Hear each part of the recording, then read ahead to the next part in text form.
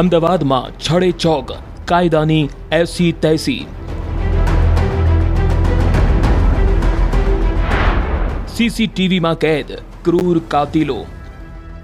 વારદાત હચમચાવનારી છે, એવી આઘાતજનક છે।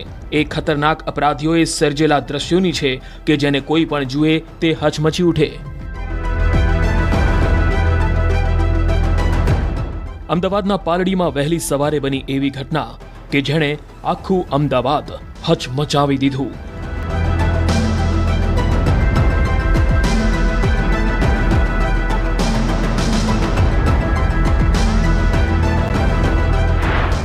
હત્યારાઓ નંબર પ્લેટ વગરની કારમાં આવ્યા, યુવકને દોડાવી પીછો કર્યો અને ખેલ્યો ધારદાર હથિયારોથી ખૂની ખેલ।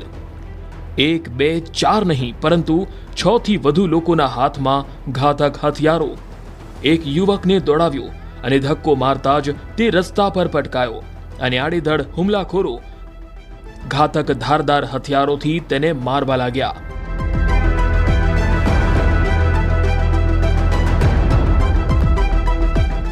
શરીરનું કોઈ અંગ એવું નહીં હોય જ્યાં હથિયારોથી હુમલો ના કરાયો હોય। હેવાનિયતની હદ એવી પાર કરાઈ કે જોનારાઓના દિલ ધ્રુજી ઉઠે।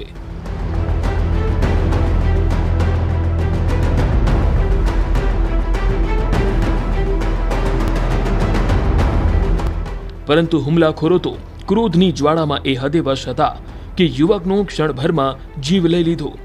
આટલું પૂરતું ના હોય તેમ મૃતક પર હુમલા બાદ કાર ચઢાવી દીધી।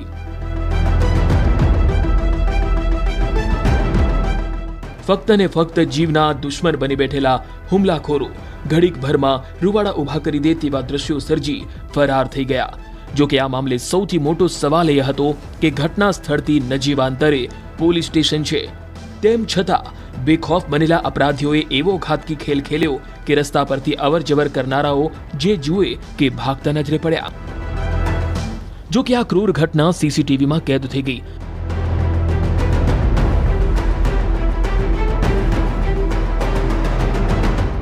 અને પોલીસ પણ સ્થળ પર આવી ચડી। સવારમાં જ ઘટના સ્થળ પર જોવા મળ્યા લોહીના નિશાનો અને તેની આસપાસ ફૂટ અને ટાયર માર્ક્સ। પોલીસનો કાફલો આવ્યો, સ્થળને કોર્ડન કર્યું, પંચનામું સહિતની કામગીરી પતાવી તપાસનો ધમધમાટ તેજ કર્યો તો જાણવા મળ્યું કે મૃતક નેસલ ઠાકોર નામનો યુવક છે જે પાલડીમાં આવેલા ચંદ્રનગર વિસામાં ફ્લેટમાં રહેતો હતો। પ્રાથમિક દ્રષ્ટિએ કોઈ જૂની અદાવત હોય છે એવી દિશામાં પોલીસ તપાસ કરે છે અને સીસીટીવી ઉપર જો પણ આપણે તપાસ ચાલુ છે।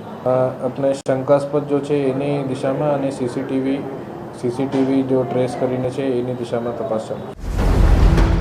પોલીસે સ્થળ પર લાગેલા સીસીટીવી કેમેરાના ફૂટેજ મેળવ્યા, જેમાં 6 થી 7 જેટલા હુમલાખોરો ધારદાર હથિયારો સાથે નેસલ ઠાકોર પર હુમલો કરતા જોવા મળ્યા અને બાદમાં ઓછું હોય તેમ તેની પર કાર ચઢાવતા પણ નજરે પડ્યા।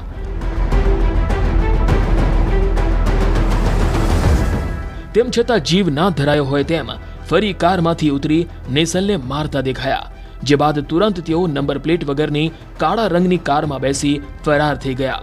પોલીસે જે સ્થળે કાર રવાના થઈ તે સ્થળથી લઈ તમામ રસ્તાઓ પરના સીસીટીવી કેમેરા ટ્રેક કર્યા અને પોલીસને ગણતરીના કલાકોમાં જ સફળતા હાથ લાગી હોવાનું જાણવા મળ્યું।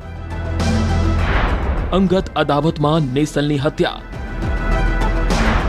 વર્ષ 2011માં હત્યાનો બદલો 2025માં લીધો।